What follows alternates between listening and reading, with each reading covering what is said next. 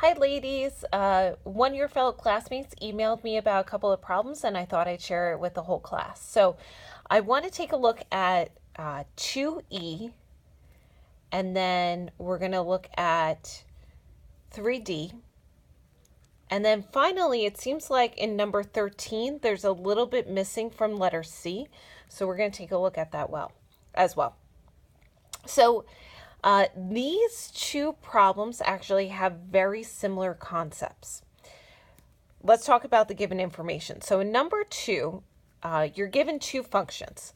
The first function is that f of x is equal to 3x minus 4, and you're also told that g of x is equal to x squared plus 2. And then it asks you in number E, or letter E, find the value of x. So x is what's in question when my function is equal to 7. So this is essentially saying when the output is equal to 7 in the function f, what is the value of x? And if you liked systems, you can kind of think of this as a system. I can replace my function with the value of 7, right? That's my output when the equation is equal to 3x minus 4. And I'm solving for x, like that's my goal. So I can add 4, I get 11 equals 3x, divide by 3, divide by 3.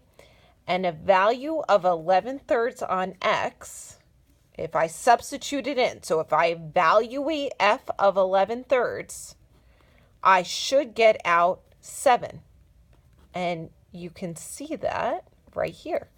When I go to evaluate, it's kind of like a check process. 11 minus 4 is indeed equal to 7. So my response is that x is equal to 11/3. All right. And that's a similar process to 3D. So if I look at 3D tells me that I have a function that is represented by the equation 25 minus 0.6x. And again, they're asking me, what is x when my function is equal to 27.4?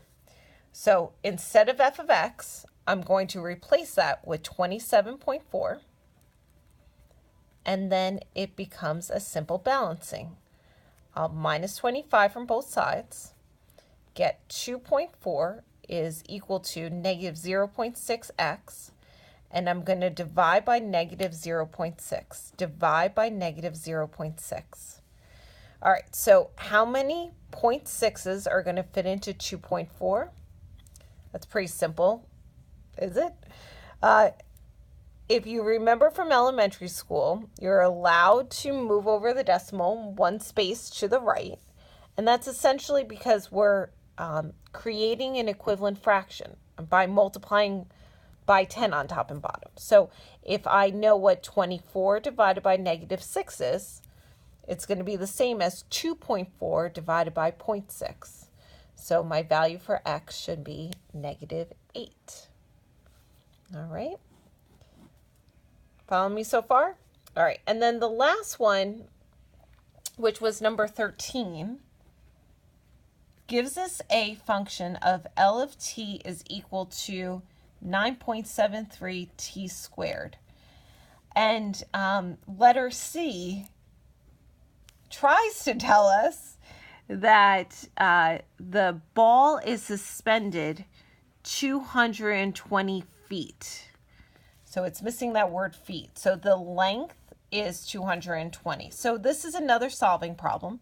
I have 220 is equal to 9.73 t squared. And it's another balancing, but unfortunately, we would definitely need a calculator for this. So the number of 9.73s that fit into 220 is, I did the calculations, 22.6. And now I'm trying to find a value of t that when I square it, it equals 22.6. So I don't know that. I'll use a square root function and get a value of t equaling 4.7. All right, so I think that's representing the period. I think that's what it talks about, the period of time. So hopefully that's a little bit of help to you guys. And if you have any further questions, we'll definitely spend some time next time I see you in class. All right, have a good one, ladies.